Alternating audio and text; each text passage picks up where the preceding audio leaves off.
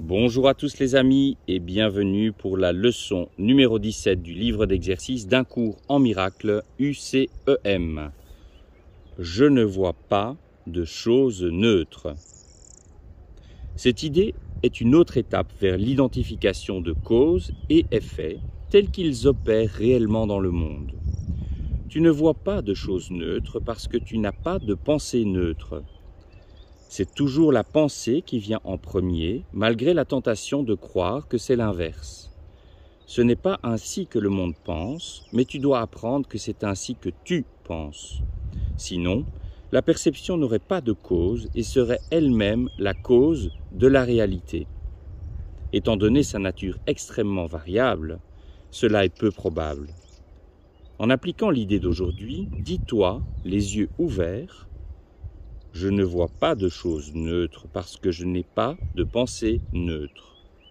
Puis, regarde autour de toi en posant ton regard sur chaque chose que tu notes assez longtemps pour dire « Je ne vois pas uni, unie, neutre, parce que mes pensées au sujet des ne sont pas neutres. » Par exemple, tu pourrais dire « Je ne vois pas un mur neutre parce que mes pensées au sujet des murs ne sont pas neutres. Je ne vois pas un corps neutre parce que mes pensées au sujet des corps ne sont pas neutres. » Comme d'habitude, il est essentiel de ne pas faire de distinction entre ce que tu crois être animé ou inanimé, agréable ou désagréable. Quoi que tu puisses croire, tu ne vois rien qui soit réellement vivant ou réellement joyeux. La raison en est que tu es encore inconscient de toute pensée qui soit réellement vraie et donc réellement heureuse.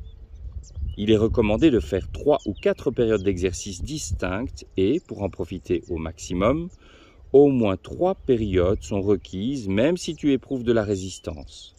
Dans ce cas, toutefois, la durée de la période d'exercice peut être réduite à moins de la minute environ qui est recommandée autrement. Merci pour votre soutien. Je vous rappelle la leçon numéro 17.